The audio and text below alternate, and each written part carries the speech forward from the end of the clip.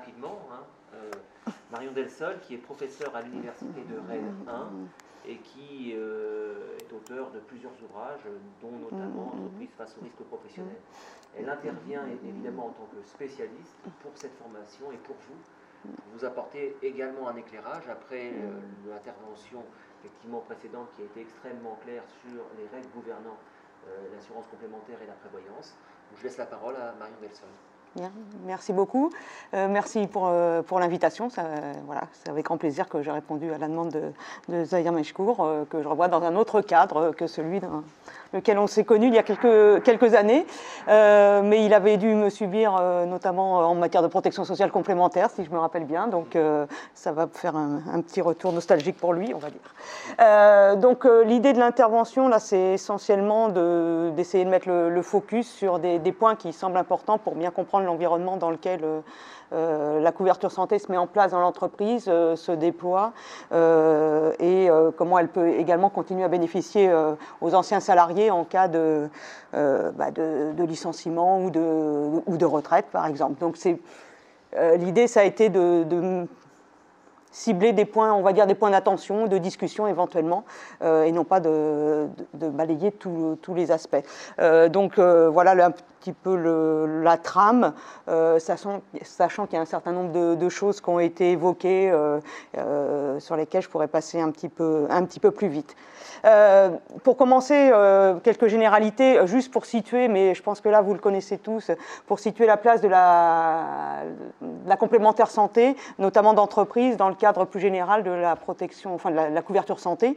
Vous avez à gauche, donc évidemment la couverture maladie mise en place par la sécurité sociale, et puis vous avez à droite tout ce qui concerne la couverture, on va dire complémentaire, qui peut prendre des formes assez particulières. On a évoqué tout à l'heure la question de la CMU-C, où là on n'est pas sur de la couverture assurantielle, mais sur un panier de soins dédié, avec, pour les personnes ayant les plus faibles revenus, avec la fusion à venir, puisque ça prend effet au 1er novembre de cette année, entre la CMU-C et le dispositif de l'aide à la complémentaire santé, l'ACS.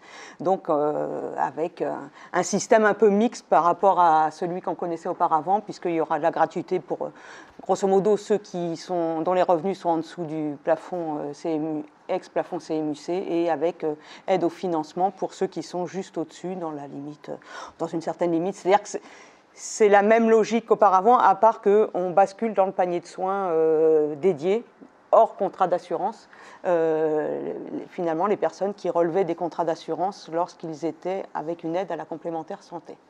Je ne sais pas si c'est très clair, mais on pourrait éventuellement y revenir, mais c'est pour vous dire que voilà, on est dans un autre cadre juridique notamment.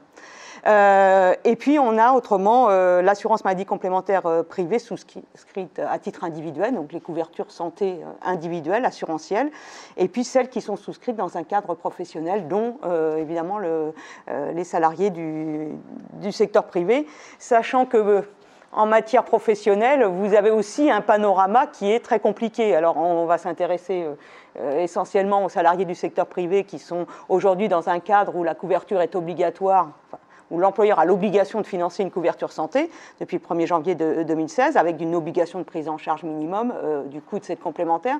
Mais vous avez aussi dans le cadre professionnel possibilité de souscrire une complémentaire santé pour les agents de la fonction publique. Alors là, c'est quelque chose, c'est une grande nébuleuse, je n'y reviendrai pas. Et puis pour les travailleurs indépendants, dans le cadre des contrats Madelin. Donc vous voyez, il y a déjà un paysage et on situe les salariés du secteur privé dans ce paysage. Voilà, c'est l'objet un peu de cette diapo où on a pour la première fois une obligation de couverture, là où on était sur une dimension purement facultative jusqu'à présent, en matière de complémentaire santé. Bon, là, je vais passer très très vite. Je vous ai mis quelques éléments sur la structure de financement de la consommation de soins et de biens médicaux pour essayer de situer la place de la couverture complémentaire dans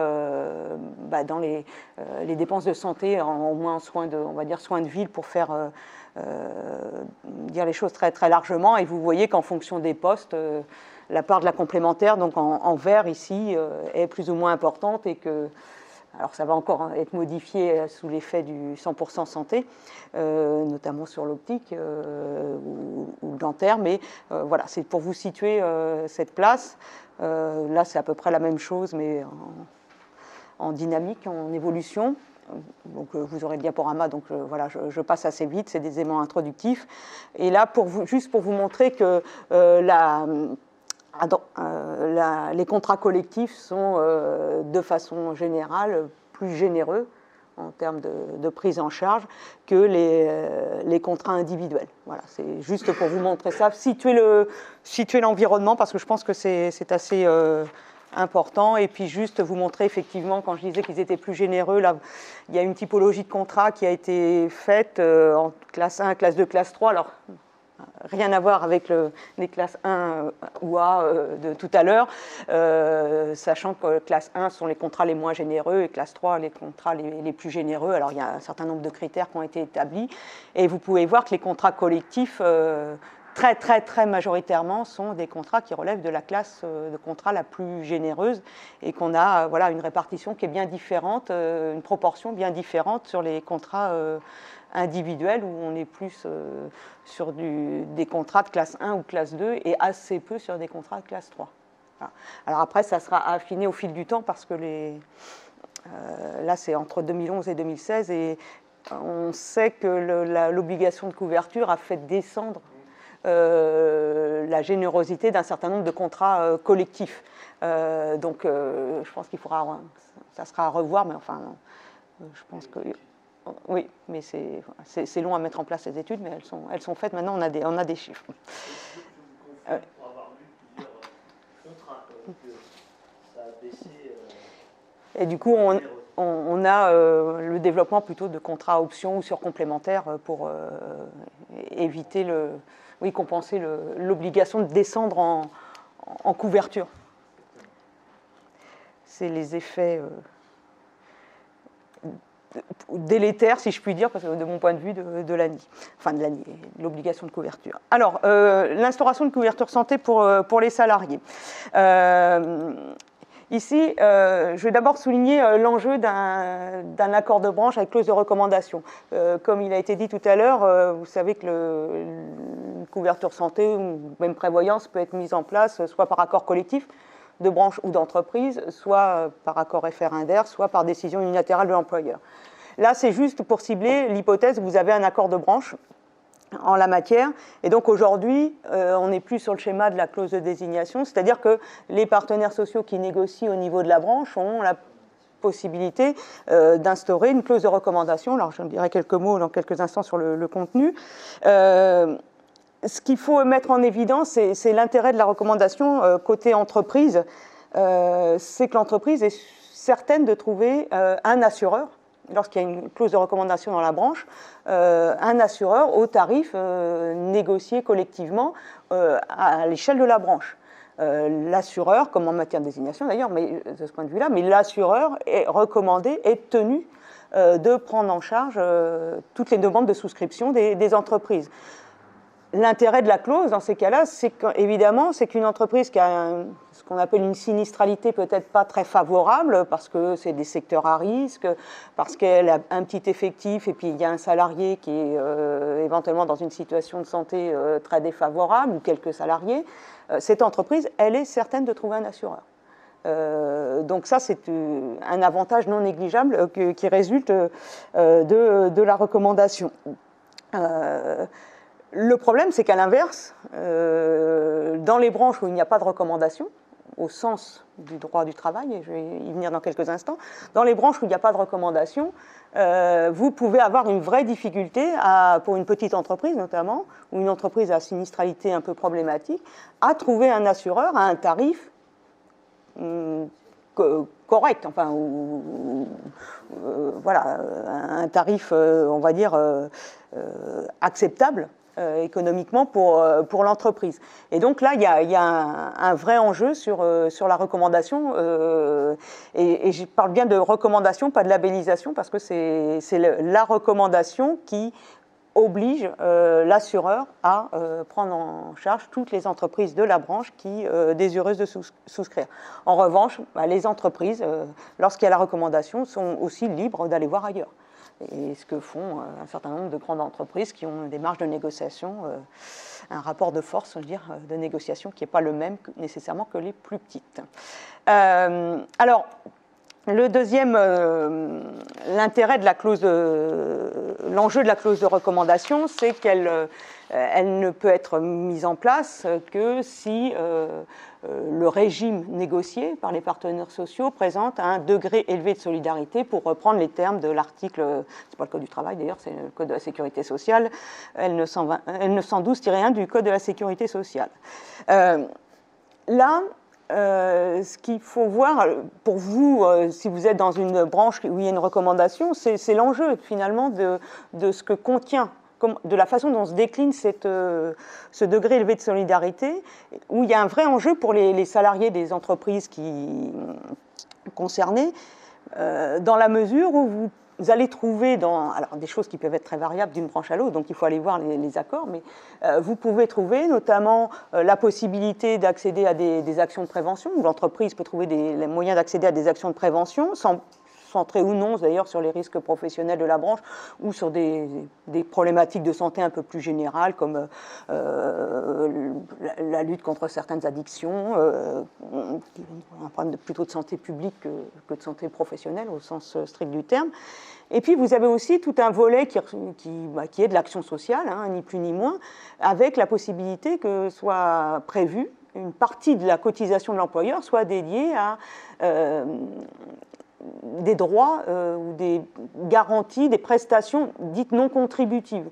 C'est-à-dire que ce n'est pas parce que vous avez cotisé que vous bénéficiez davantage, mais c'est parce qu'il y a une situation de besoin qui est identifiée et qu'on a un fonds finalement mutualisé qui permet de mobiliser des aides individuelles, par exemple, pour des salariés qui pourraient être en difficulté, je ne sais pas, pour payer à un moment donné leur part de financement, leur propre quote-part, qui ont un coup dur, un enfant handicapé, il faut aménager le logement, voilà. Donc un fonds finalement d'action sociale qui peut être prévu, alors avec des critères plus ou moins ciblés, ou des garanties plus ou moins ciblées. Donc là, l'intérêt de la recommandation, c'est aussi d'aller voir ce que prévoit l'accord de branche en la matière et comment on peut, au niveau d'une entreprise, comment on peut mobiliser le degré élevé de solidarité, soit au titre de la prévention, soit au titre de l'action sociale. Et c'est un enjeu qui est relativement fort, et que l'assureur recommandé soit une compagnie d'assurance ou une IP ou une mutuelle, c'est exactement la même chose. Alors que historiquement, il n'y a que les IP et les mutuelles qui avaient des fonds d'action sociale, si je ne dis pas de bêtises. Et donc là, c'est dédié au niveau de la branche. Donc, enjeu pour vous de regarder ce que comporte, s'il y a un accord de branche, et ce qu'il comporte en termes de recommandations et surtout en contenu du degré élevé de solidarité. Donc là, c'est des choses qui sont à regarder de près. Toujours en ce qui concerne la mise en place, pour le reste, si on n'est pas au niveau de la branche, si on n'a pas grand-chose au niveau de la branche ou une possibilité de négocier au niveau de l'entreprise, comme l'a dit Olivier, c'est bien Olivier, j'utilise le prénom, c'est bon. Oui, c'est ça. Voilà, comme l'a dit Olivier tout à l'heure, il faut bien dissocier en fait deux temps juridiques dans la mise en place, puisqu'il y a l'engagement de l'entreprise à l'égard de ses salariés, et puis finalement, pour mettre en œuvre cet engagement, il y a ensuite souscription par l'entreprise d'un contrat d'assurance dont les bénéficiaires vont être les salariés. Mais il n'y a pas de contrat d'assurance direct, évidemment, entre les salariés et l'assureur. Donc, à ce niveau-là, au niveau de l'entreprise, l'engagement... L'engagement au niveau de l'entreprise est matérialisé par un acte juridique qui peut être un accord d'entreprise négocié, un référendum, ou un accord référendaire, ou une décision unilatérale de l'employeur. Sachant que, finalement, il n'y a pas de priorité à l'un ou l'autre de ces dispositifs de mise en place. finalement, tout dépend aussi de la situation de l'entreprise en matière de dialogue social, de la taille de l'entreprise. Voilà, donc pas de priorité en la matière. Par contre, ce n'est pas nécessairement neutre. Juridiquement, il y a quand même des petites différences non négligeables. Ce n'est pas nécessairement neutre de savoir si on a mis ça en place en entreprise par accord d'entreprise, accord référendaire ou décision unilatérale. Ce n'est pas neutre lorsque vous voulez réviser, et on en parlait à l'instant, lorsque vous voulez réviser votre acte juridique. Si vous voulez réviser un accord collectif, vous allez devoir passer par un avenant à votre accord collectif. Donc, il faut de nouveau négocier. Si vous avez mis une décision, si l'employeur a opté pour la décision unilatérale, il peut mettre en place, il peut modifier sa décision unilatérale de façon tout aussi unilatérale que la mise en place. Donc, on ne revient pas nécessairement à discuter, voilà, en fonction des dispositifs, on ne passe pas nécessairement par une voie collective, on va dire, de négociation, on peut rester sur une voie unilatérale. Donc ce n'est pas neutre quand il s'agit de modifier, et ce n'est pas tout à fait neutre non plus, je vais y revenir tout à l'heure dans le caractère obligatoire, s'il y a une décision unilatérale de mise en place, c'est que les salariés qui sont présents dans l'entreprise au moment de la mise en place peuvent refuser d'adhérer, on va dire. Donc voilà pour les modes de mise en place. Je passe sur ce tableau-là parce que c'est un peu compliqué, on en parlait tout à l'heure, donc ce n'est pas l'objet de rendre ça encore plus compliqué. J'en viens maintenant au caractère obligatoire justement de la couverture santé. Ça va faire un lien avec ce que je viens de vous dire. Vous savez que depuis le 1er janvier 2016, l'employeur doit financer une couverture santé à l'ensemble de ses salariés. Donc, la couverture doit présenter un caractère obligatoire et à la limite obligatoire de façon légale aujourd'hui. Alors, la première chose, c'est que le dispositif mis en place peut éventuellement envisager de couvrir aussi les ayants droit des salariés. Mais pour apprécier si le dispositif est vraiment à caractère obligatoire, en réalité, on va regarder uniquement la situation faite aux salariés. Donc il faut que ça soit obligatoire pour les salariés, même si le choix peut être fait de rendre l'adhésion des ayants droit facultative. Comme le choix peut être fait de la rendre éventuellement obligatoire. Ce que je veux dire par là, c'est que c'est un enjeu pour que l'entreprise bénéficie du régime fiscal et social de faveur concernant sa part de financement. On regarde si c'est obligatoire pour les salariés. Voilà.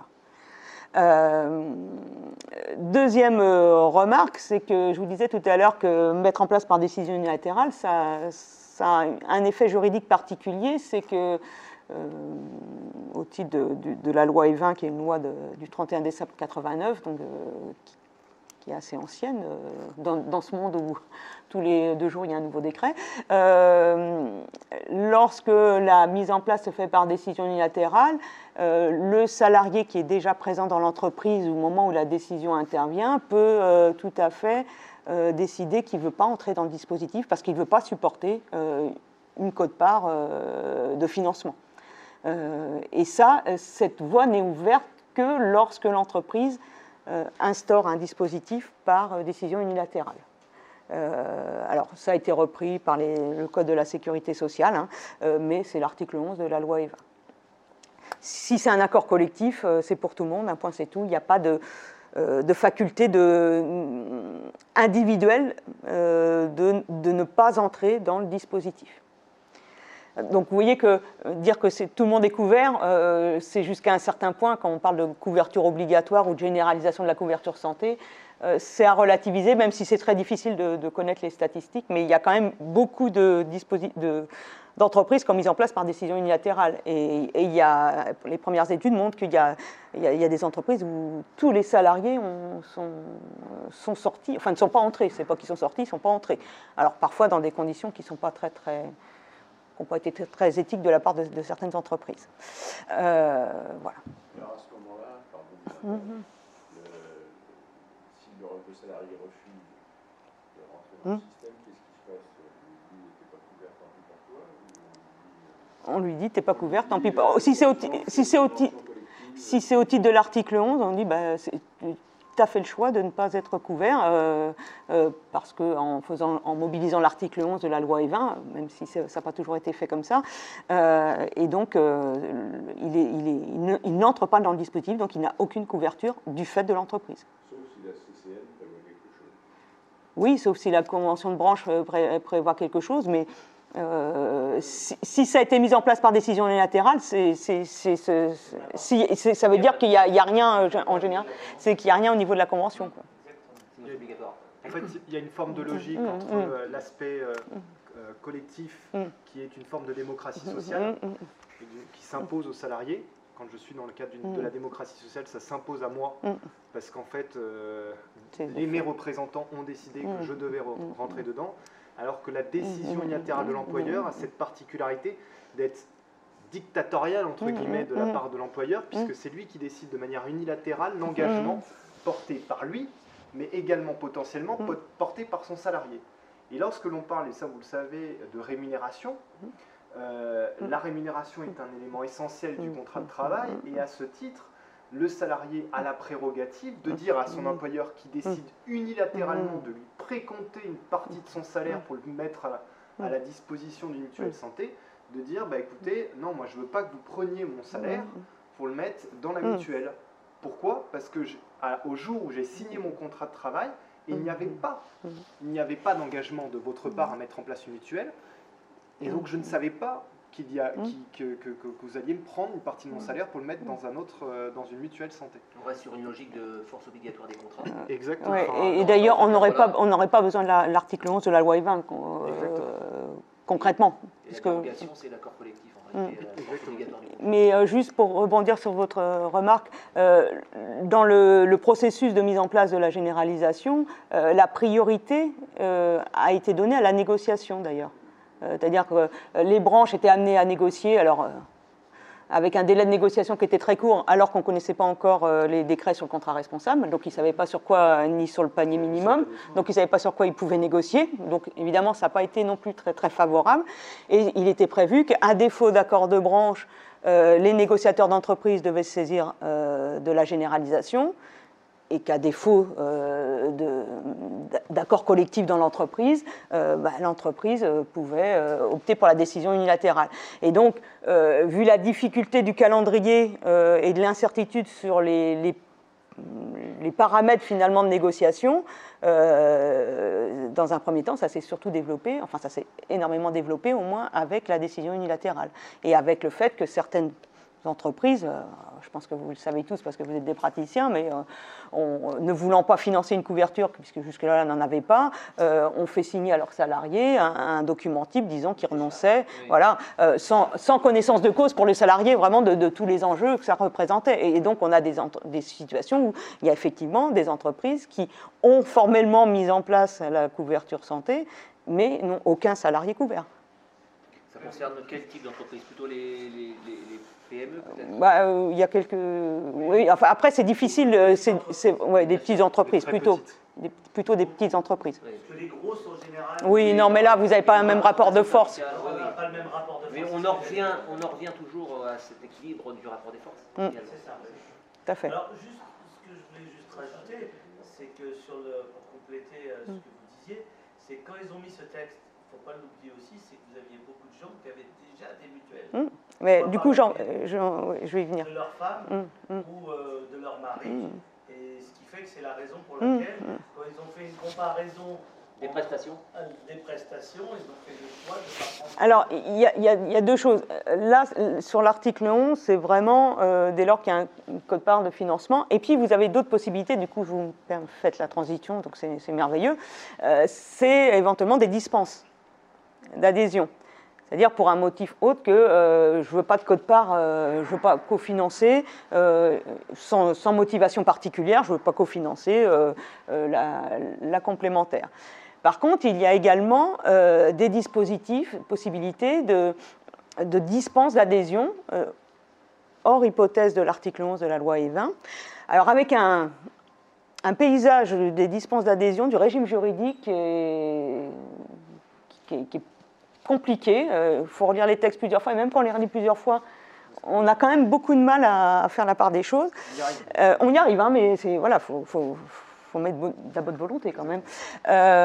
Vous avez deux grandes catégories de dispenses, j'ai essayé de vous les synthétiser comme ça. Les dispenses, je dirais, d'ordre public ou de droit, qui n'ont pas, pour pouvoir être activées par les salariés qui le souhaitent, n'ont pas nécessairement à être prévues formellement, soit dans l'accord d'entreprise, soit dans la décision unilatérale. Elles sont à disposition, on va dire, c'est en fonction de certains motifs, je vais les donner tout à l'heure, elles sont à disposition du salarié, que ça soit mentionné ou non dans ce fameux mode opératoire type accord collectif ou décision unilatérale. J'insiste, et je vais y revenir, mais c'est à disposition des salariés, c'est-à-dire que c'est eux qui font le choix, dès lors qu'ils rentrent dans les conditions prévues, qui font le choix d'utiliser ou non la dispense. Ils n'ont pas à justifier auprès de l'entreprise leur choix, soit d'être couverts, soit d'être dispensés de la couverture. Ça peut nécessiter un justificatif, et j'y reviendrai, et parfois vous avez des dispenses qui ne sont pas pérennes, qui dépendent d'une situation, par exemple, aller au terme de l'échéance d'un contrat individuel. Et puis vous avez une autre catégorie de dispenses, je les appelle dispenses possibles, dans la mesure où là, elles sont éventuellement à disposition des salariés, mais si le mode opératoire en question, accord collectif, décision unilatérale pour l'essentiel, a prévu de l'intégrer. Alors, je crois, alors les praticiens vont peut-être me contredire, mais je crois qu'en pratique, le plus souvent, on trouve quasiment tous les cas de dispense dans les entreprises, mais ça peut être des choix sur certains cas de figure. Et là, vous retrouvez autrement les mêmes caractéristiques. C'est les salariés qui font le choix, ce n'est pas l'entreprise qui fait le choix pour les salariés, mais ça peut nécessiter un certain formalisme. Alors, là, je vous ai mis un tableau sur les dispenses d'ordre public. Voilà, vous voyez un peu déjà la complexité. Grosso modo, il y a deux grandes catégories, enfin deux grands types de motifs. Les motifs qui tiennent au type de contrat de travail, et puis des motifs qui tiennent simplement au fait de bénéficier de façon temporaire ou plus pérenne, de bénéficier d'une autre couverture complémentaire. Et donc vous voyez, c'est la particularité de la partie haute, que pour les CDD ou contrats de mission inférieurs ou égaux en durée à 3 mois, le salarié peut, de plein droit, même si ce n'est pas prévu dans l'accord, peut être dispensé, enfin demander à être dispensé, et dès lors qu'il a une couverture individuelle, bénéficier d'un versement santé, un chèque santé, on l'appelle indifféremment versement santé ou chèque santé, qui est à la charge de l'entreprise. Donc là, on a un cas de figure très particulier, c'est-à-dire qu'il y a une dispense pour ne pas entrer dans le cadre collectif, mais en même temps, l'entreprise qui finance une partie de la couverture individuelle du salarié. Donc c'est un cas un peu mixte entre une couverture collective et une couverture individuelle. Il y a un financement de l'entreprise qui, grosso modo, alors je ne vais pas rentrer dans les calculs, mais correspond à la part que l'employeur consacre à la couverture collective des salariés qui ne sont pas dispensés. Donc c'est pour ça qu'on parle de chèque santé ou de versement santé. Évidemment, il faut qu'il y ait une couverture individuelle en face. Et puis, vous avez autrement les cas plus classiques de bénéfice d'une autre couverture. Vous évoquez l'hypothèse du salarié qui a déjà une couverture individuelle. Alors, lui, il peut demander à être dispensé pour aller au terme de pour pas à un moment donné être avoir à payer deux couvertures, la couverture individuelle et puis la couverture obligatoire de l'entreprise. Donc là, la dispense va être nécessairement temporaire, le temps d'aller à l'échéance de ce contrat, et c'est à lui de faire un contrat individuel, et c'est à lui de faire attention à ne pas rebasculer dans son contrat individuel l'année à l'échéance, parce que là, l'entreprise, la couverture collective s'imposera à lui. Donc vous voyez, c'est aussi des choix qui peuvent être faits. Et puis parce que vous pouvez aussi être ayant droit de votre conjoint, par exemple, qui bénéficie déjà d'une couverture obligatoire dans son entreprise. Et donc vous pouvez faire le choix d'être dispensé, évidemment, pour ne pas être en doublon, et peut-être d'opter pour la couverture qui est la plus intéressante ou la mieux financée aussi par votre entreprise. Donc je ne prends pas tous les cas de figure, mais et puis vous avez bien sûr, si j'ai oublié d'en parler, les salariés qui bénéficient ou qui peuvent bénéficier de la CMU, enfin, ou du contrat, ou de la couverture aujourd'hui qui s'appelle couverture solidaire santé, qui est la fusion de la CMUC et de la CS. Donc ça, c'est les dispenses d'ordre public. Juste peut-être la question de situation peut-être particulière, c'est les conjoints qui travaillent dans la même entreprise. Alors là, rien n'est prévu par les textes directement. Enfin bon, il y a des circulaires de la direction de la sécurité sociale qui évoquent la question. En fait, tout dépend du point de savoir si votre entreprise prévoit la couverture obligatoire des ayants droit ou la couverture facultative. Si c'est la couverture obligatoire des ayants droit, en fait, vous allez avoir un des conjoints qui va être l'assuré, on va dire, et l'autre qui va être l'ayant droit. Voilà, donc c'est assez simple. Et puis si la couverture des ayants droit est facultative, les deux salariés peuvent éventuellement être assurés, chacun assuré, ou reprendre la possibilité un assuré, un ayant droit. Voilà, ça s'organise comme ça en général. Alors ça, c'est pour les dispenses d'ordre public. Vous avez les dispenses qui sont possibles. Vous avez des choses qui sont variables selon la nature de votre contrat et la durée de celui-ci, selon que vous êtes à temps partiel ou vous êtes en situation d'apprentissage. Là, il y a un certain nombre de marges de manœuvre qui peuvent exister. Je vous prends la partie droite du schéma. Il est prévu, à titre d'exception, finalement, que peuvent être demandés à être dispensés les salariés à temps partiel ou les apprentis, dès lors que la quote-part qui serait à leur charge pour financer la couverture représenterait au moins 10% de leur rémunération brute. Nette, pardon, non brute. Alors que par définition, ils vont avoir des niveaux de rémunération relativement faibles, et donc ça peut grever une partie non négligeable de leur rémunération. Donc ils peuvent demander à être dispensés s'ils sont dans cette situation. Mais il y a aussi autre chose qui peut être envisagée ici, et je pense que là, il y a un enjeu pour les élus, notamment à se mobiliser là-dessus, c'est que vous avez une possibilité pour l'employeur, qui doit normalement consacrer un financement uniforme à la couverture de tous les salariés, possibilité de prendre en charge la part salariale des salariés qui sont dans cette situation-là. Donc c'est bien de prévoir une dispense pour ne pas leur laisser le choix finalement, même si ça veut dire aussi qu'ils n'ont pas la garantie, ils ne sont pas couverts, donc ce qui n'est pas non plus très satisfaisant.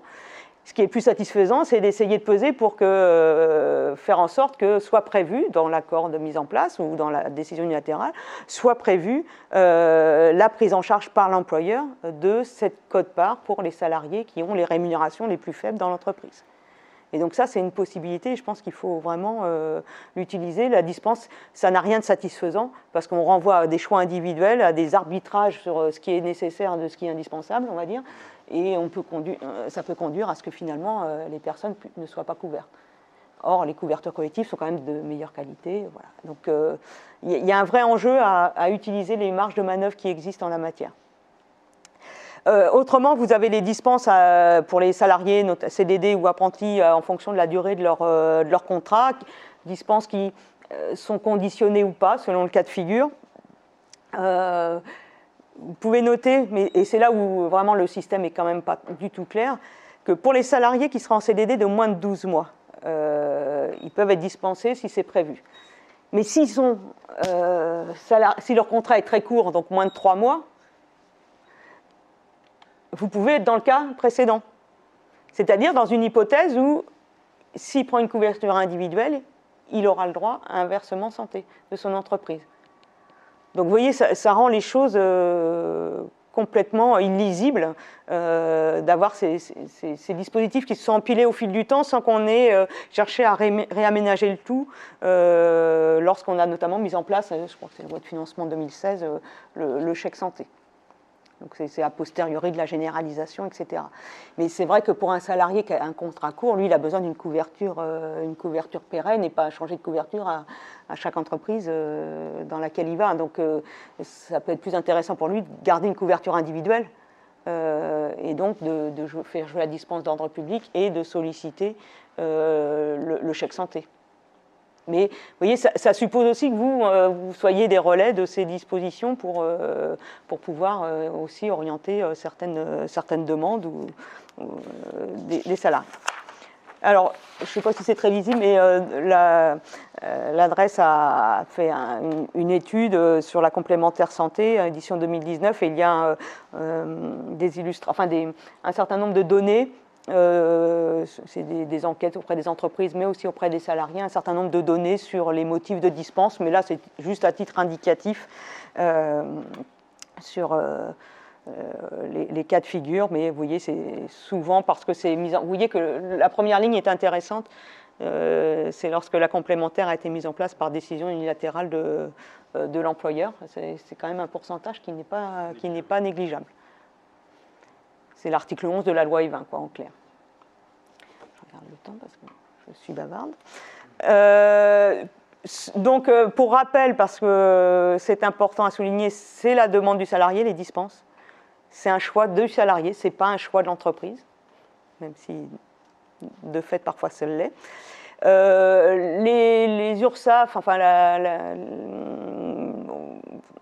on va dire, il y a une certaine forme de souplesse. Alors, qui peut faire que le formalisme soit relativement allégé, qu'il y ait des déclarations sur l'honneur, qu'on remplisse certaines conditions, mais il ne faut pas oublier de préciser les motifs de dispense, d'être en capacité de fournir le justificatif, par exemple d'une couverture, une attestation de l'employeur de votre conjoint, comme quoi il y a une couverture obligatoire qui inclut les ayants droit, par exemple. Ça, c'est un enjeu très fort, non pas pour le salarié lui-même, mais pour l'entreprise, parce que s'il n'y a pas les justificatifs, le régime ne va pas être considéré comme obligatoire.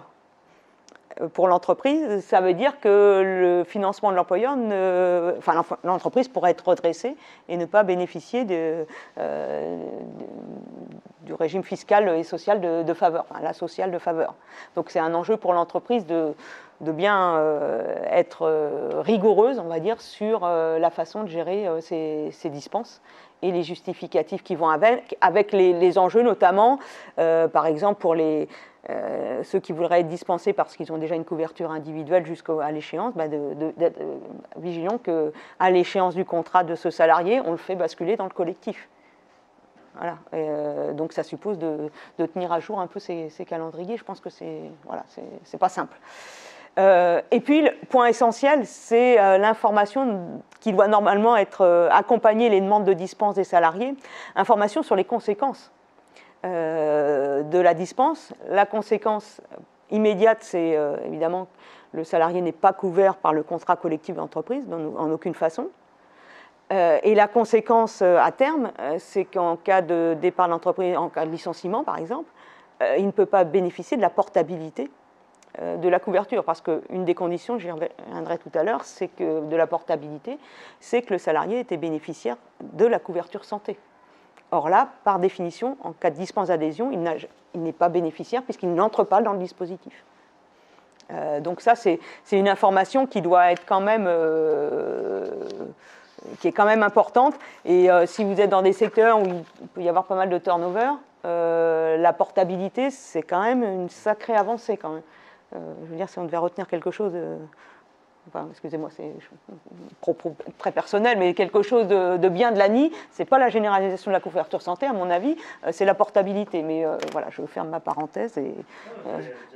Mais voilà. C'est le constat qu'on voit sur le terrain. Voilà, donc Bref, donc du coup, la dispense, il y a vraiment un enjeu à terme qu'on ne voit pas nécessairement de prime abord, mais qui peut, dans un certain nombre de secteurs, notamment dans certaines situations, ne pas être inutile d'avoir bien à l'esprit.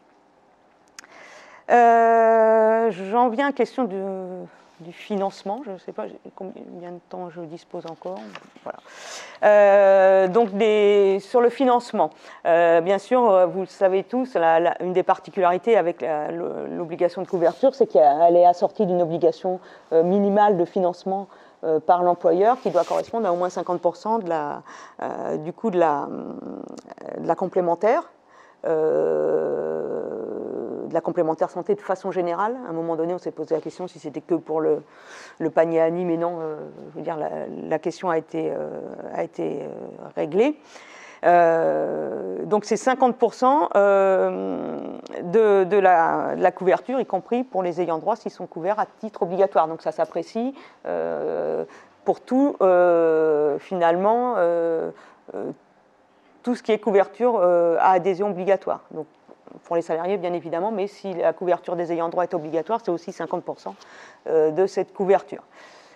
Voilà, une des questions qui peut se poser pour le CSE, puisque c'est ça aussi qui vous intéresse, c'est les marges de manœuvre que vous pouvez avoir pour venir contribuer aussi à la couverture, enfin à la prise en charge du financement de cette couverture. Alors, le CSE, au titre de ses activités sociales et culturelles, on va dire, peut tout à fait financer. Alors, il y a l'intérêt, c'est que si c'est un financement qui est, on va dire, collectif, c'est-à-dire qui est un petit peu calqué sur la façon dont l'entreprise finance elle-même, c'est que votre financement va venir en réduction de la part salariale et va s'ajouter par contre, au regard du système de régime social de faveur pour l'entreprise, ça va s'ajouter à la part patronale au titre de l'assiette de calcul pour les URSSAF notamment. Mais évidemment, ça s'ajoute à ces 50% minimum prise en charge par l'employeur. Donc ce n'est pas un arbitrage entre 30% pour l'employeur et 20% pour le CE. Ce n'est pas du tout ça. C'est 50% au moins pour l'employeur, plus éventuellement une prise en charge par le CSE qui a l'avantage principal de venir réduire d'autant la part laissée à la charge du salarié. C'est-à-dire que le reste à charge, pour reprendre l'expression, le reste à charge pour le salarié ici est limité. Il y a une autre possibilité. Alors, il y a deux manières de concevoir cette prise en charge par le CSE, qui n'a rien d'obligatoire en elle-même. Soit c'est simplement une aide ponctuelle pour ceux qui ont plus besoin, et donc là, on est plutôt dans les secours qui sont versés par le CSE. Donc, c'est un cadre très, très individualisé pour peut-être les salariés les plus en difficulté. Et ça peut être éventuellement très ponctuel. Par contre, si c'est vraiment un financement qui se veut, on va dire, collectif, du coup, il faut rester dans une logique collective et uniforme dans la façon d'attribuer la quote-part du CSE. Donc, du coup, ça se calibre un peu comme se calibre la prise en charge de l'employeur. Mais ce sont des marges de manœuvre qui peuvent exister. Après, je sais bien que les budgets ne sont pas non plus extensibles. Je ne sais pas si vous en budget des ASC. mais Non. il n'y en a pas des masses. Des CSE, sauf ceux peut-être qui sont énormément riches. Très grandes entreprises. Peut-être. Après, dans les très grandes entreprises, si ça se négocie l'accord d'entreprise, on va négocier la part salariale, la part patronale directement, mais peut-être. Est-ce que le financement patronal ou le financement CSE peut être différencié ou il est toujours uniforme? Alors, il peut être différencié, c'est-à-dire qu'ils peuvent prendre des bases différentes de... Je suis cadre ou je ne suis pas cadre, je prends un truc très basique où je gagne plus de 3 000 euros. Il finançait par exemple que les ouvriers employés, mais pas les cadres.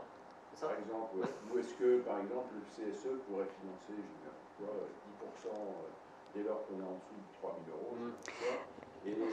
Alors en fait, il faut remplir finalement les exigences, je vais venir tout de suite, mais des modalités de financement qu'a l'entreprise elle-même. C'est-à-dire qu'il faut soit une participation uniforme, enfin un montant uniforme de prise en charge, ou au moins un taux uniforme de prise en charge. On ne peut pas avoir un taux différencié. Alors, le taux peut éventuellement être différencié. Enfin bon, je vais y venir tout de suite, mais il faut qu'on reste finalement dans le cadre qui est fixé à la cotisation patronale elle-même. Par contre, on n'est pas obligé de reproduire, même si les textes ne disent rien en la matière, mais on n'est pas obligé de reproduire, c'est-à-dire le même schéma de financement que l'employeur. Mais ça doit être collectif au sens URSSAF du terme, on va dire. Voilà.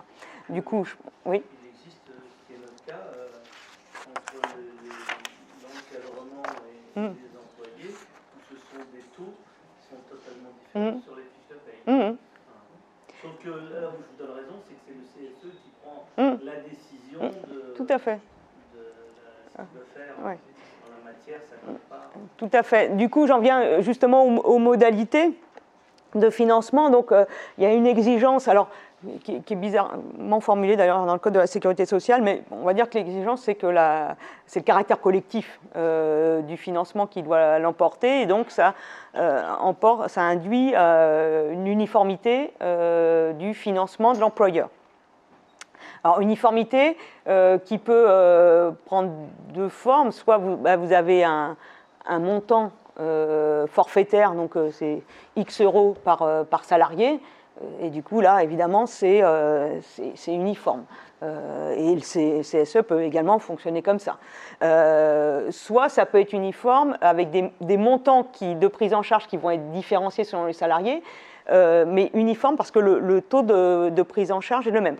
Peu importe mon exemple, c'est 1% de la rémunération. L'équivalent d'1% de la rémunération du salarié. Donc le taux est uniforme, 1%, mais évidemment le montant de la prise en charge va être différent. Ça c'est le principe. Il y a il y a une exception que j'ai évoquée tout à l'heure à ce caractère uniforme, qui tient au fait que pour les salariés à temps partiel et les apprentis, l'employeur peut prendre à 100% finalement le coût de la complémentaire pour ses salariés si le système conduit à mettre à la charge de ses salariés au moins 10%, enfin l'équivalent de 10% de leur rémunération brute pour titre de quote-part. Donc ça c'est une exception puisqu'évidemment on rompt l'uniformité, mais pour des considérations on va dire tout à fait légitimes, mais encore faut-il le prévoir, ce n'est pas une obligation pour l'entreprise, comme je vous le disais tout à l'heure. Et puis, il y a des aménagements du principe qui sont pas prévus dans le Code de la Sécurité sociale, mais qui sont prévus dans le Code de la Sécurité sociale, mais certains sont simplement à titre de tolérance prévus par les circulaires de la Direction de la Sécurité sociale. Ce qui se pratique très souvent, notamment en santé, c'est la modulation du financement de l'employeur en fonction de la composition du foyer du salarié, avec cotisation isolée et une cotisation famille. Dans l'un ou l'autre cas, enfin dans ces cas de figure, il faudra toujours vérifier qu'il y a 50% au moins, il y a toujours cette contrainte. Donc si, peu importe mon exemple, si la cotisation pour un salarié peut être pour un salarié, la cotisation globale est de 40 euros, par exemple, pour un salarié, l'entreprise peut dire, moi je prends 50%, donc pour le salarié isolé, donc une cotisation de 20 euros, et on respecte les 50%.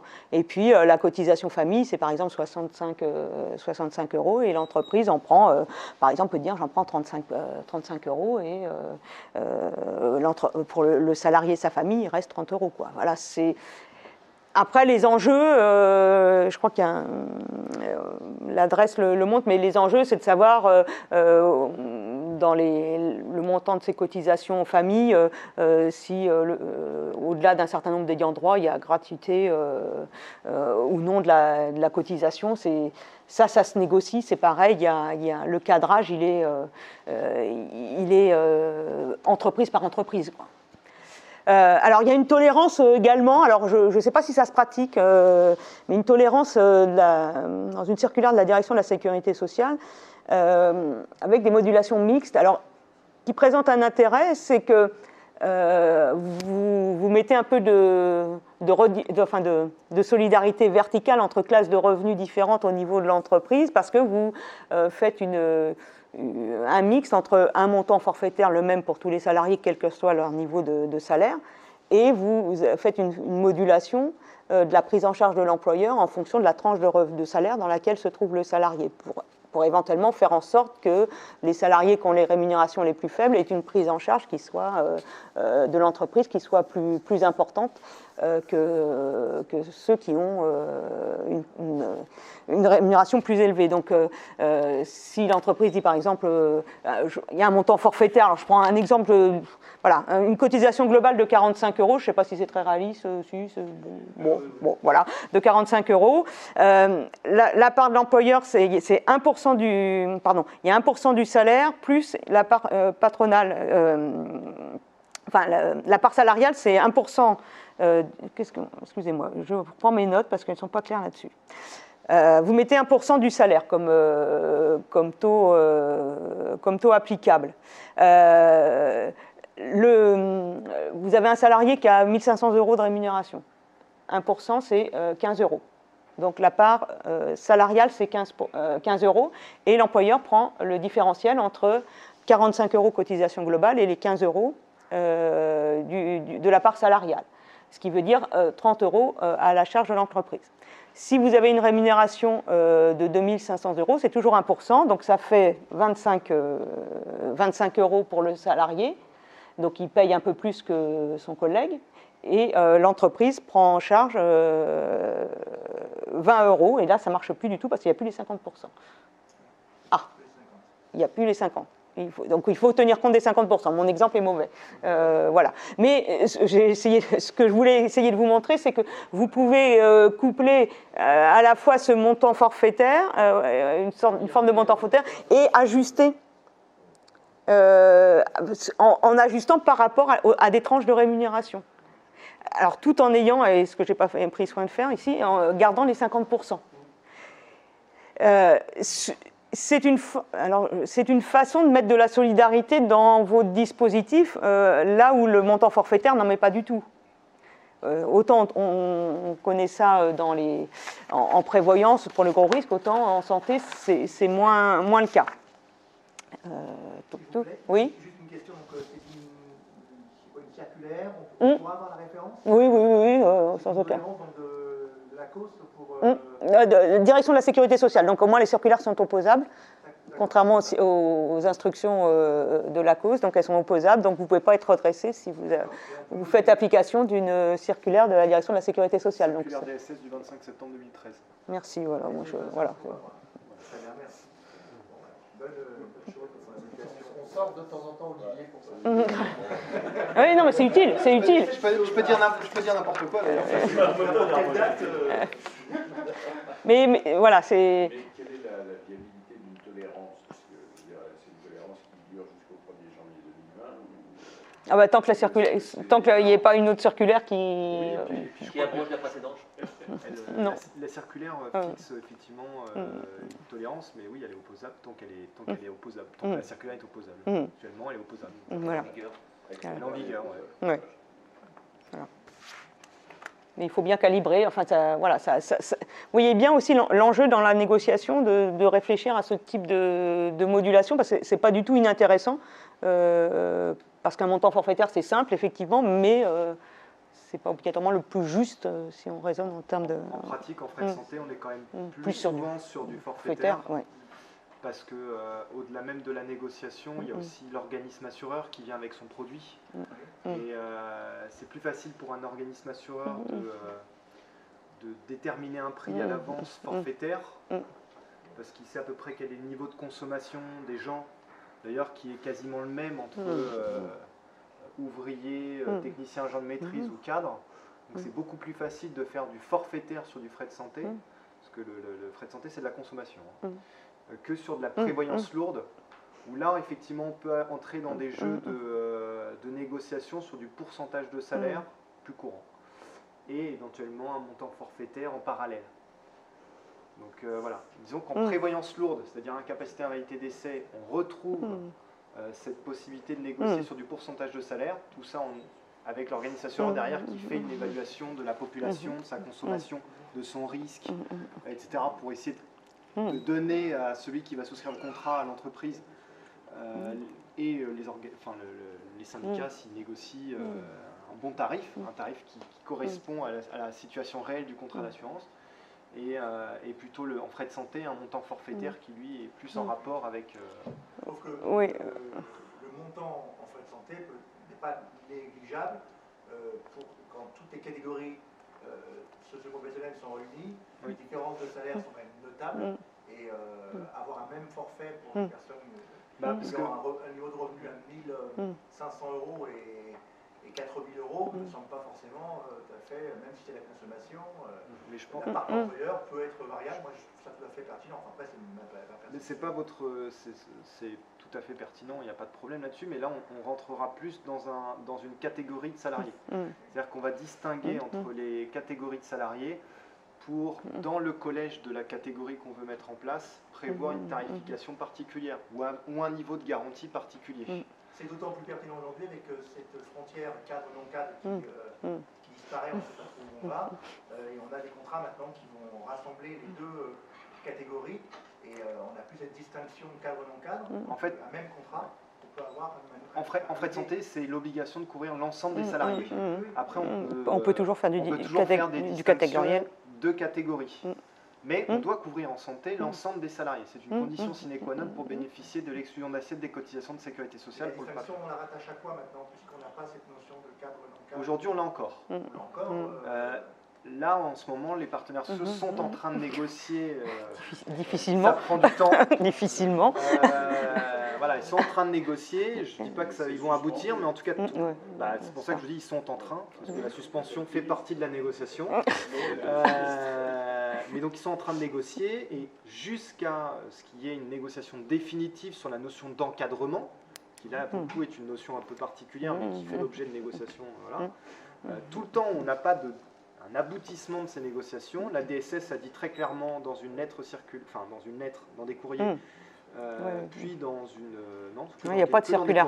Que dans des courriers, mais enfin on comprend que voilà ce qu'elle compte faire. C'est on continue comme avant. Voilà.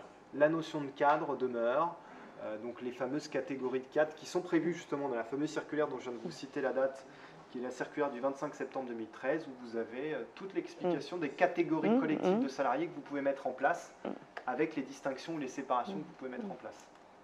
Pardon.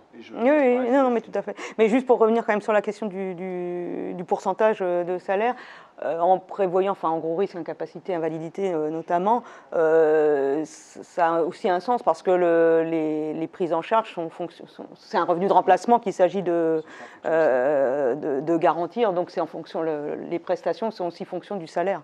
Donc du coup, ça paraît logique. Il y a une forme de logique. À l'entrée comme à la sortie, il y a un pourcentage. Après, appliqué à la santé, effectivement, c'est de savoir si vous voulez mettre de la solidarité entre les classes de revenus à l'intérieur de l'entreprise. Ça se pose en ces termes-là, parce qu'effectivement, je pense que les consommations ne sont pas liées à la catégorie, en fait, on retrouve aux catégories professionnelles. Alors, juste là, vous regardez, quand vous aurez dit... Parce que nous, on est pratiquement tous, par exemple, aux 35 heures, avec des salaires quand même assez élevés. Lorsqu'on est en forfait, c'est différent. Et dans le commerce, par exemple chez Monoprix, beaucoup de temps partiel. Donc, ils sont vraiment...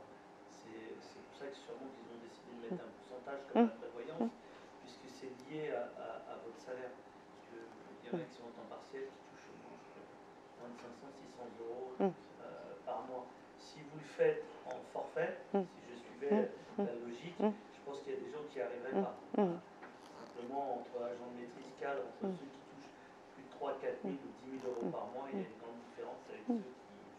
Voilà. Tout à fait. Donc là, je vous ai juste mis le tableau extrait l'enquête de l'adresse sur les taux de participation. Pour avoir un ordre d'idée, hein, taux de participation moyen de l'employeur selon, vous avez en haut du schéma les secteurs d'activité, puis en bas en fonction de la taille de l'entreprise. Donc vous voyez des choses qui peuvent être assez variables selon les situations, mais voilà, c'est juste à titre illustratif, c'est pas inintéressant de regarder ça dans le détail. Alors, ah oui, peut-être un petit point sur les situations particulières. Alors là aussi, vous n'avez rien dans le... Là, j'en suis sûre, c'est pas si. Rien dans le Code de la Sécurité sociale, et c'est les circulaires. Alors là, ça doit être une circulaire encore plus ancienne, celle de 2009, du 25 janvier 2009. Oui, j'en connais aussi, hein, mais voilà. 30 janvier 2009. C'est pas 25 janvier, c'est 30 janvier. Oui, c'est vrai, exact. Oui, non, mais là, je ne lutte pas, en fait. Je n'aurais pas dû essayer de chercher à montrer mes muscles, j'ai perdu.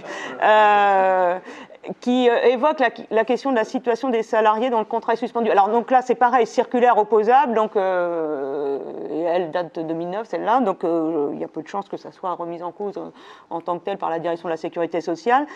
Savoir ce qu'il en est pour les salariés dont le contrat est suspendu. Donc la DSS, la direction de la Sécurité sociale, pardon, fait la distinction selon que la suspension est assortie d'un maintien de salaire ou non. Et lorsque vous avez une suspension avec maintien de salaire, finalement est prévu le maintien du bénéfice des garanties et du financement de l'employeur. Sachant que la circulaire ouvre la possibilité de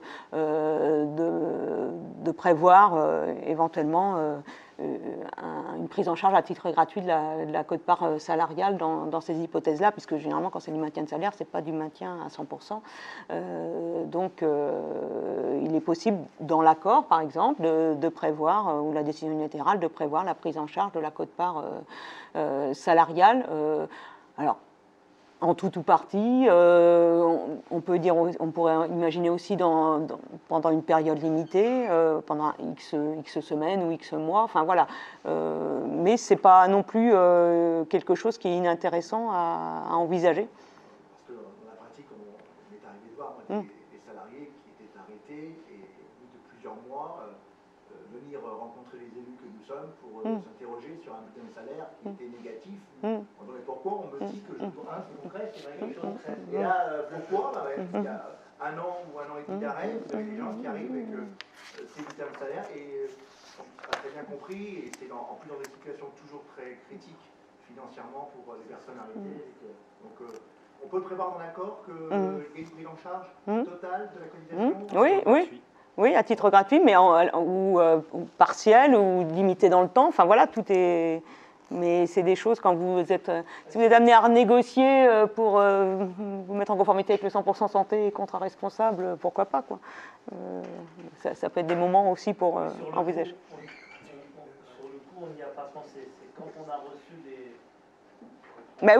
salariés, mais bien sûr. On s'aperçoit que derrière, on vous met un solde de tout compte et on vous dit vous devez 700 € alors que la personne, par exemple, a bénéficié vraiment le strict minimum de la Sécu, qu'il n'y avait pas de prévoyance derrière, etc.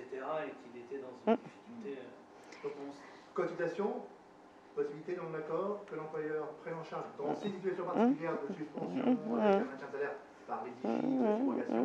Et là, cette prise en charge à 100% rentre comme l'autre prise en charge patronale. Il n'y a pas de... Le salarié n'a rien à payer dessus. Non, tout à fait. Alors, de façon enfin moi, qui me semble assez surprenante, la circulaire en question pour les suspensions sans maintien de salaire, alors, type congé parental par exemple, laisse entendre qu'il faut prévoir ou non en amont le maintien des garanties. Moi, ça me semble très très limite comme positionnement, puisque à mon avis, à partir du moment où le salarié reste membre de l'effectif de l'entreprise, il il a vocation, il entre dans le champ d'application, il n'est pas dispensé, il n'est pas dans une situation de dispense. Donc je comprends mal, je comprends mal ce distinguo qui est fait en termes pour ce qui concerne le maintien des garanties.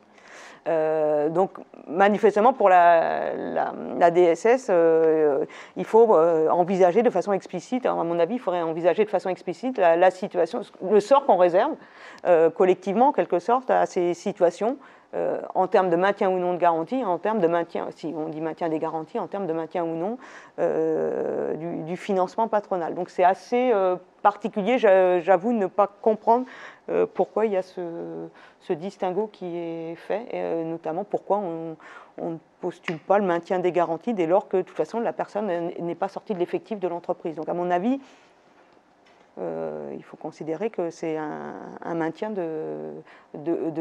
maintien de garantie et qu'il faut surtout se poser la question du maintien du financement ou la question du financement lui-même, quoi. Mais bon, voilà. Là franchement, c'est vraiment une interrogation. Alors, mise en œuvre des garanties, ensuite il me reste... Oui, ok, ça marche. Mise en œuvre des garanties, donc il y a un certain nombre de choses qui ont été évoquées tout à l'heure. Il y a un contrat d'assurance, donc la mise en œuvre se fait en fonction des stipulations du contrat d'assurance. Alors, voilà, des choses qu'il faut avoir à l'esprit, qu'il faut sans doute regarder, c'est notamment comment sont définis les bénéficiaires de la garantie, notamment comment est définie la notion d'ayant droit, notamment jusqu'à quel âge, éventuellement pour les enfants. Mais ça, vous l'avez souvent dans l'accord collectif aussi. Les modalités de mise en œuvre de certaines garanties, alors je pense que ça joue plus pour la prévoyance que pour la santé, mais il peut y avoir des justificatifs à fournir pour bénéficier de la garantie. Et puis, les clauses limitatives de garantie, où finalement, vous pouvez avoir, par exemple, sur la prise en charge de séances d'ostéo, mais dans la limite de temps de séance ou dans la limite d'un forfait, alors là, c'est en lien avec, là, c'est pas le contrat lui-même, c'est la réglementation qui l'impose, mais une sorte de délai d'attente, le rechargement dont Olivier parlait tout à l'heure, avant de pouvoir de nouveau être pris en charge, par exemple sur l'optique, 2 ans, ou 4 ans sur l'audio. Donc voilà, c'est des choses à regarder avec précision, c'est-à-dire que ce n'est pas simplement le niveau de remboursement ou l'existence d'une garantie donnée, il faut regarder les conditions de mise en œuvre de ces garanties, notamment pour tout ce qui est périphérique, on va dire aux soins courants, par exemple médecine douce, voilà, des choses de cette nature.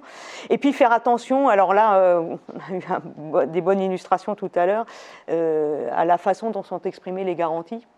Et bien avoir conscience quelles sont les bases de remboursement et le niveau de remboursement que ça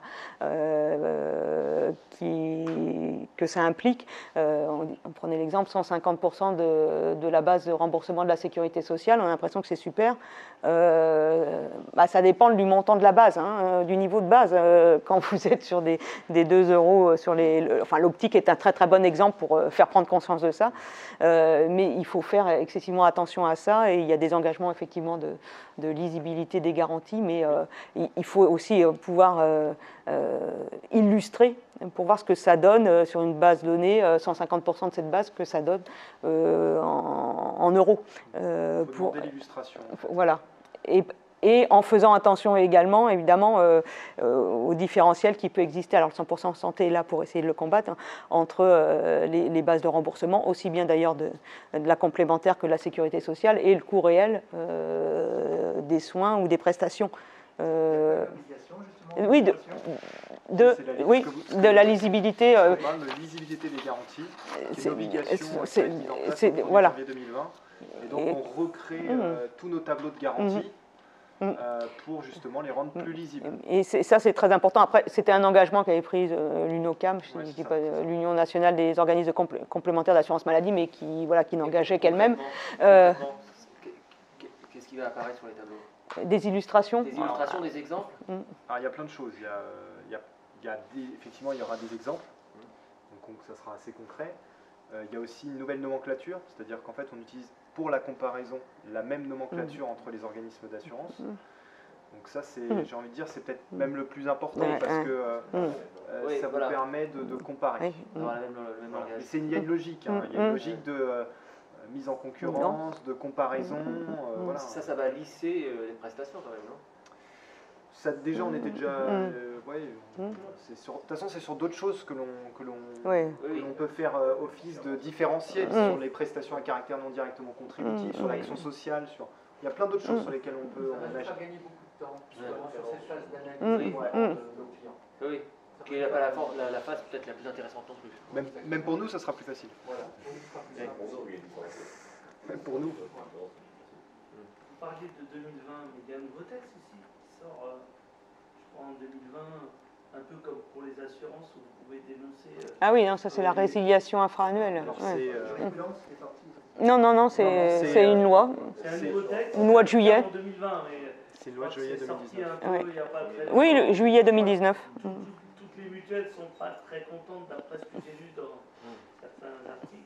Alors, là, Et savoir un peu, c'est un autre sujet. Oui.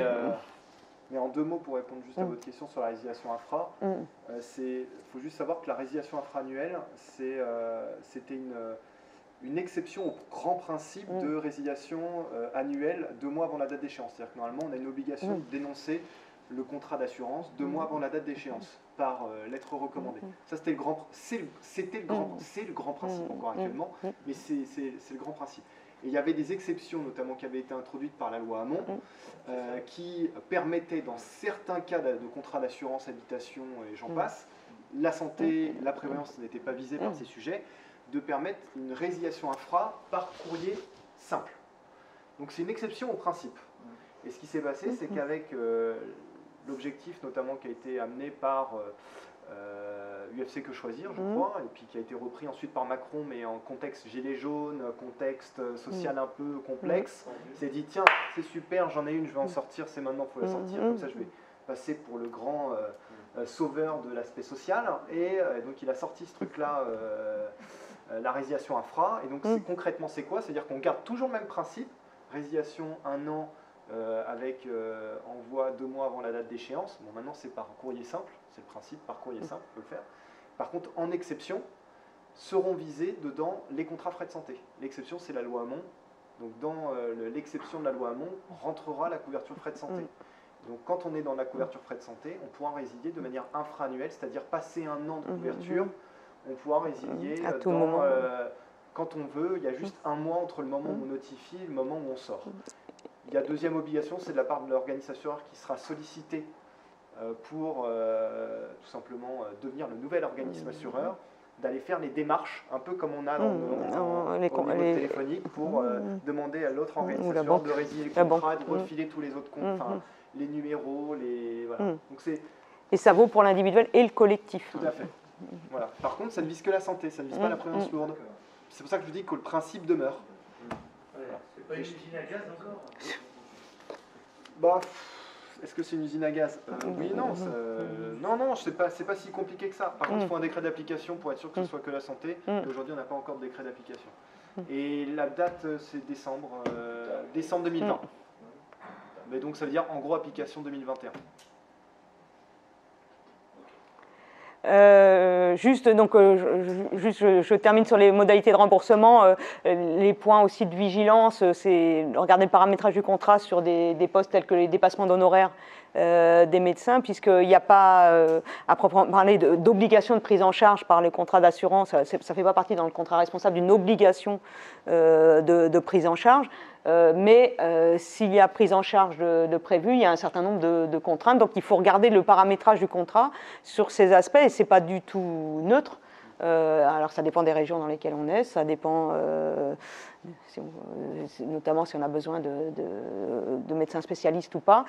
Donc il faut faire attention à ça. Et ce que ça signifie, parce que c'était marqué dans le tableau de garantie qui vous a été projeté tout à l'heure, il y a un enjeu aussi qui est de savoir dans ces cas-là quelle est la situation conventionnelle au regard de la convention médicale entre l'assurance maladie et les syndicats de médecins. La situation conventionnelle du médecin consulté, c'est un enjeu sur les marges de manœuvre en matière de dépassement et les niveaux de prise en charge des dépassements par la complémentaire. Est-ce qu'il est secteur 1 tout court, secteur 2 avec possibilité de dépassement d'honoraires, ou ce qu'on appelle aujourd'hui le secteur 3, même si ça n'en est pas un, est-ce que c'est un médecin qui s'est engagé dans une pratique tarifaire maîtrisée? Donc l'OPTAM, option pratique tarifaire maîtrisée, ou OPTAMCO pour la chirurgie et l'obstétrique. Bon, bref. En gros, dans votre tableau de garantie, il y a marqué OPTAM ou non-OPTAM. Voilà. Quand c'est OPTAM, c'est mieux remboursé que quand c'est marqué non-OPTAM. Et quand vous allez sur le site internet d'Amélie, quand vous cherchez le nom de votre médecin, il y a marqué s'il est OPTAM ou pas OPTAM. Donc en fait, c'est aussi sensibiliser les salariés, parce que vous êtes vous aussi les relais, sur ce que ça signifie, les enjeux. Regardez ce que le contrat prend en charge. S'il prend en charge les dépassements, pour l'OPTAM, le contrat peut très bien aller jusqu'à prendre en charge l'intégralité du dépassement, qui normalement est un dépassement maîtrisé, on va dire. Par contre, vous pouvez faire un choix de prendre moins en charge. Et pour les médecins qui ne sont pas OPTAM, donc secteur 2 classique, on va dire, la possibilité de prise en charge par le contrat est limitée par le décret sur les contrats responsables. Donc limité pour pas que ça représente non plus que ce que vous prenez en charge pour ceux qui font des efforts de maîtrise de leurs honoraires. Donc il y a un jeu qui est... Enfin, c'est illisible aussi, hein, le décret est vraiment compliqué.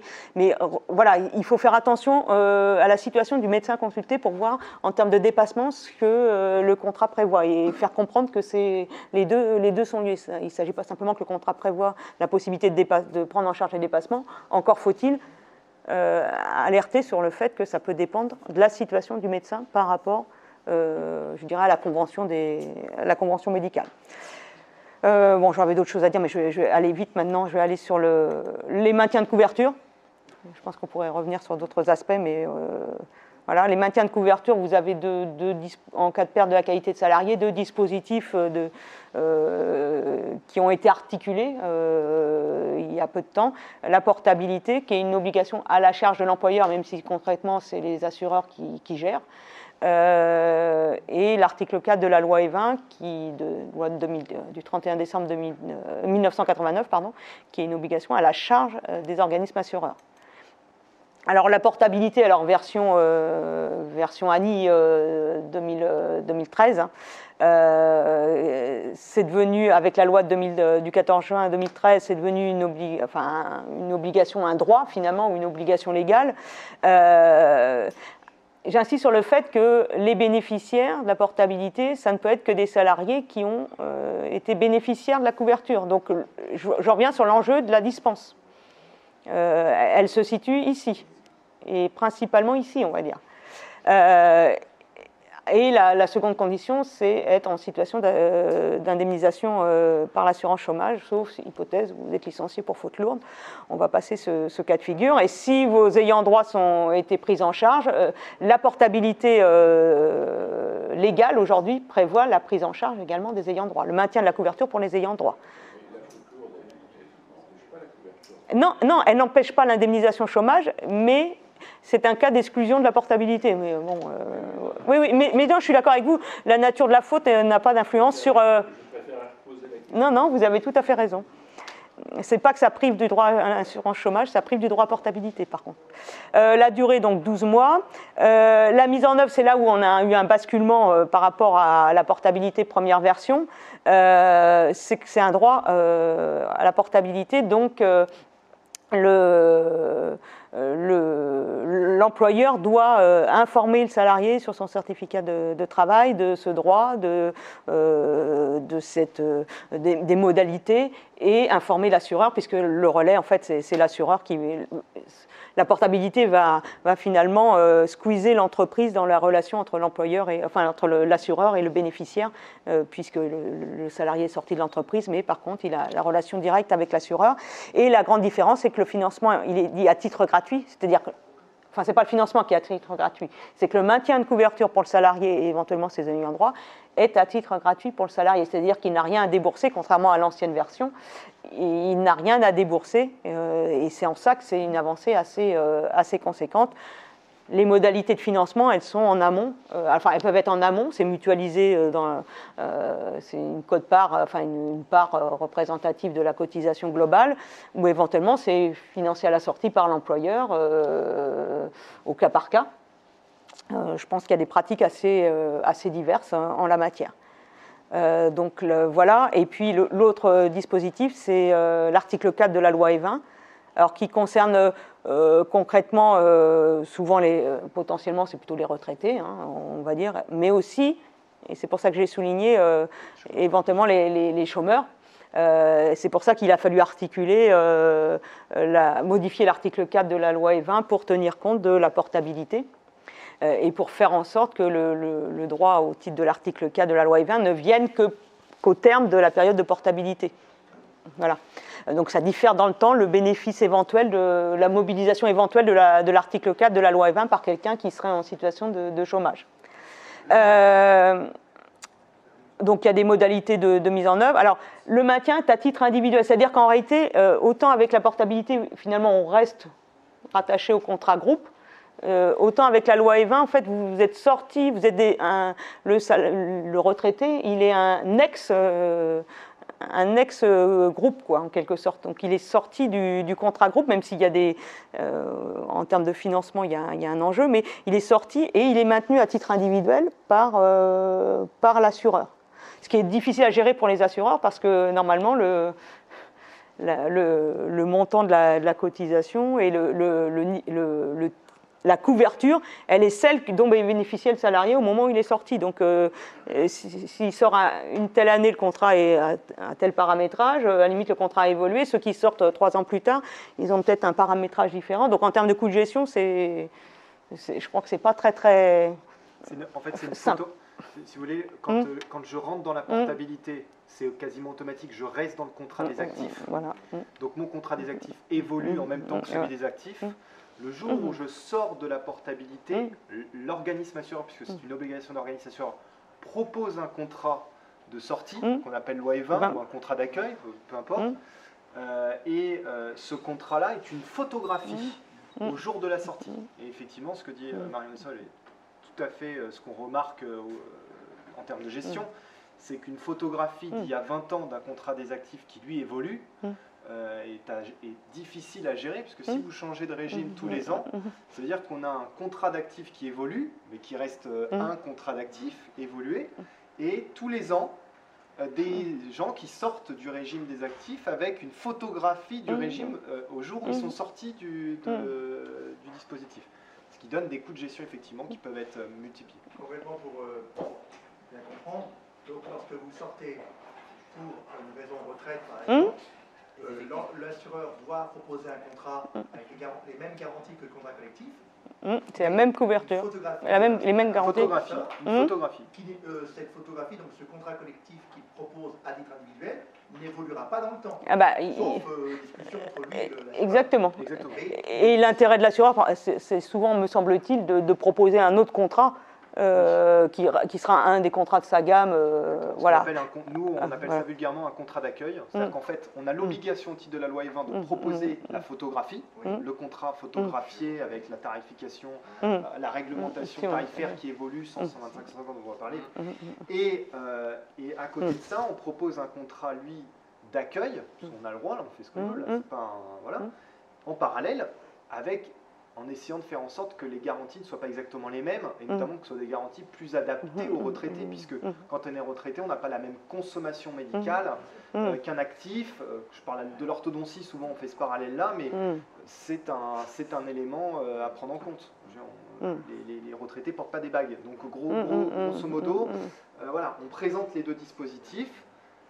Choix est donné à l'assuré, à l'ancien assuré actif, de choisir le contrat pur et 20, ou de choisir un contrat d'accueil souvent plus adapté quand même. Plus adapté et qui n'est pas soumis aux dispositions réglementaires en termes de tarification qui sont visées juste... Voilà. Et la grande différence aussi avec la portabilité, c'est évidemment que là, c'est pas à titre gratuit.